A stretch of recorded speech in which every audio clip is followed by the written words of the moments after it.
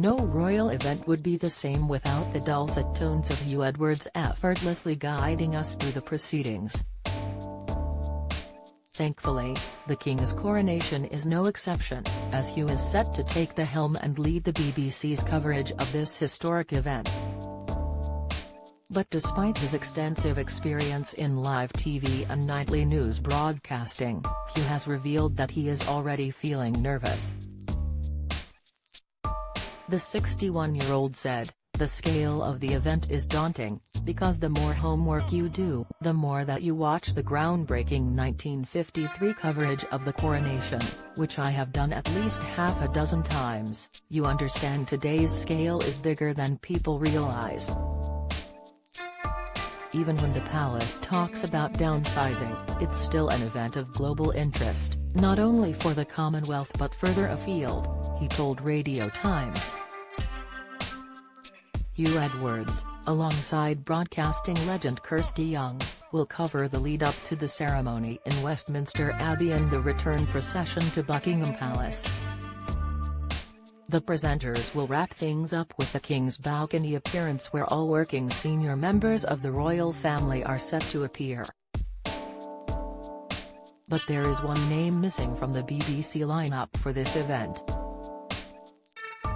David Dimbleby, who Huw described as a gold-plated Rolls-Royce broadcaster, won't be making an appearance despite coming out of retirement for the Queen's funeral procession last year.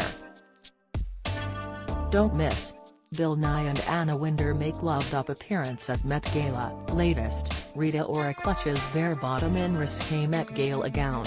Pictures, Gordon Lightfoot dies aged 84 as fans pay tribute to Canadian singer. News, the decision has disappointed some given that his father, Richard Dimbleby, commentated on Elizabeth II's coronation in 1953.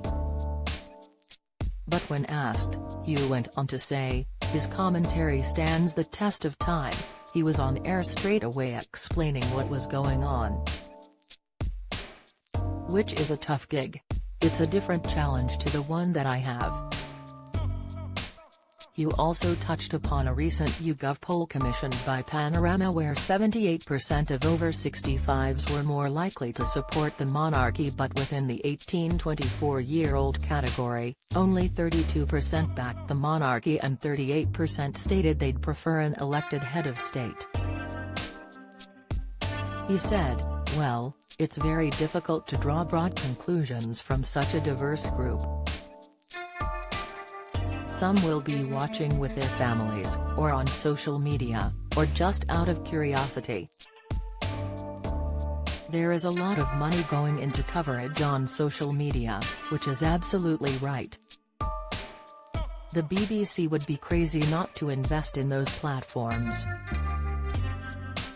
And then there's the royal drama, which Huw claims not to be in a position to comment on. He is instead preferring to concentrate on getting the facts right, such as sharing with the public the names of the guests arriving and informing viewers of all the interests and charities that the Prince's Trust has represented, as well as guiding viewers on what's happening and why." So what is keeping Huw up at night?